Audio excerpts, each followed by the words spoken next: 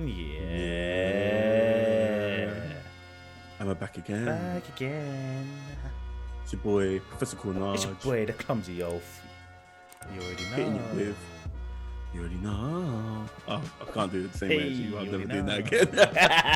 Let's get into Clumsy's conspiracy this week. Do your thing, bro. Hit us up with a subscription. Hit us up with a like. Hit us up with a comment. Let me know in the comments if you agree or you disagree. Look out. Join into the conversation. Join in. And look out for the next video for Professor's educated thoughts, so this week's Clumsy's conspiracy is, if you're a Certi big man in the league, you're guaranteed to be in the MVP race. I'll let the thoughts come into your head.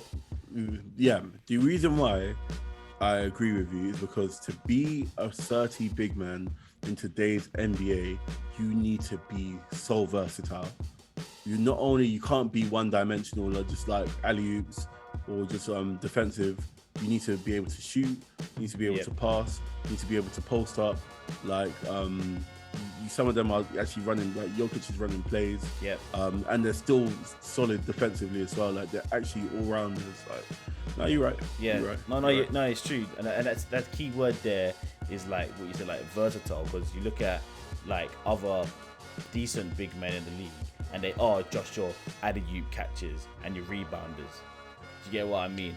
Like for me, Rudy Gobert is probably the exception where like he is a Certi big man, but I never want to hear about Rudy Gobert winning MVP. It's impossible for him to win MVP. Because he's one-dimensional. Yeah, He's giving it to you offensively this year, but he's never MVP, never. But yeah, so the top three current MVP for this year, obviously Jokic, Embiid, and Giannis. It's a weird one because we talked about this a few years ago when the NBA was literally the threes were coming through and it was very guard orientated. Dominated. It was your Westbrooks, your Steph Currys, your James Hardens. Those were the guys in your obviously your KDs and LeBron always, but those were the guys in the MVP discussion. So it's actually good this year to have the top three guys that will be big. It's weird because it's like, for me, I saw it as a positive thing because it sort of led me to believe that the era of all that 3-point shooting, even though it's still happening, it could be coming to not an end, but slowing down. And I think an evolution type thing. And it's nice to see, and I hope that it carries on. Let me expand on your Clumsy conspiracy. I like this one. Let me see if I can be coherent with it. So, from that 2014-2015 era, you had the Golden State Warriors and the Splash Brothers shooting loads of threes. They set the trend for the NBA, right? And then now you have guys like Damian Lillard, Trae Young, DeAndre Russell, even Anthony Simons. Bro, you can name like a plethora of guards, right? That their games are actually dominated on the shooting the free, the outside game. So the NBA actually evolved into that. But what you don't have, like, is actually a lot of versatile big men. It's a hard, but you know what? The thing about being a versatile big man is like, for a guard, I feel like if you put the hours in the gym, you can learn to shoot free. To be a versatile big man, I think it actually leans more on like your athletic ability and your genetics more than your ability to learn something. Like, go back to Rudy Gobert. Rudy Gobert can never become a versatile big man. But again, from his point as a big man, you can't teach what Rudy Gobert does. I'm not hating on him. I'm not hating on him. I get what you mean. I get what you mean. So I think, are we just in a period of time where we've been blessed with like Joel Embiid, Giannis, and Jokic, who are all like top athletes for their size and all coincidentally have made it to the NBA? Should I tell you why you're right on your conspiracy and the evolution of the big man?